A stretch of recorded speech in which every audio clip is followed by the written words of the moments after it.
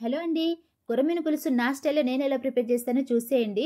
మీరు కూడా ఇదే విధంగా చేస్తారా లేదా కామెంట్ సెక్షన్‌లో కామెంట్ చేయడం అస్సలు మర్చిపోవద్దండి. ఇక్కడ 3 కేజీలు కొర్రమీనులు అయితే ఉన్నాయి, కానీ 1 కేజీ చేశాను. ఎలాగో లైవ్ ఫిష్‌లు కదా, మిగిలినవి ఎప్పుడైనా చేసుకోవచ్చు అన్నట్టుగా అయితే ఉంచేసానండి.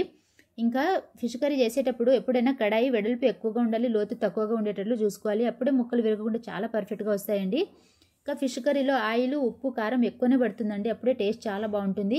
ఆయిల్ హీట్ అయిన తర్వాత దీంట్లోకి సన్నగా కట్ చేసుకున్న పచ్చిమిర్చి, ఉల్లిగడ్డ ముక్కలను అయితే వేసుకోవాలి. ఉల్లిగడ్డ ముక్కలు తొందర మగ్గాలంటే కనుక ఉప్పు అయితే వేసుకోవాలండి. అదేవిధంగా కొంచెం పసుపు కూడా వేసుకొని గోల్డెన్ బ్రౌన్ కలర్ వచ్చేంత వరకు అయితే ఫ్రై చేసుకోవాలి. దీని తర్వాత దీంట్లోకి నేను ఉల్లాకులను అయితే వేసుకున్నానండి. నా దగ్గర ఉండే కాబట్టి వేసాను, ఇది ఆప్షనల్ మాత్రమే.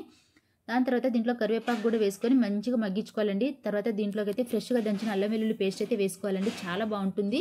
పచ్చివాసన పోయిన తర్వాత దీంట్లోకి అయితే సన్నగా కట్ చేసుకున్న టమాటా ముక్కలు వేసుకోవాలి. ముక్కలు తొందరగా మగ్గాలంటే కనుక దీంట్లోకి మనము ఉప్పు అయితే వేసుకోవాలి. ఈ విధంగా ఆయిల్ పైకి తేలిన తర్వాత దీంట్లోకి ఫిష్ ముక్కలను అయితే వేసుకొని 2 మినిట్స్ ఈ విధంగా కలుపుకోవాలండి, విరగకుండా చూసుకోండి. ఈ విధంగా 2 మినిట్స్ కలిపిన తర్వాత దీంట్లోకి చింతపండు రసం అయితే వేసుకోవాలి. ఈ విధంగా ఒకసారి కలిపిన తర్వాత మూత పెట్టేసుకొని ఆయిల్ పైకి తేలేంత వరకు అయితే మనము ఉడికించుకోవాలండి. ఒకసారి ఆయిల్ పైకి తేలిన తర్వాత దీంట్లోకి అయితే మనము లాస్ట్కి ఇంకా కొత్తిమీర, పుదీనా, అదేవిధంగా వేయించి పొడి చేసిన వాము పొడిని అయితే వేసుకోవాలండి.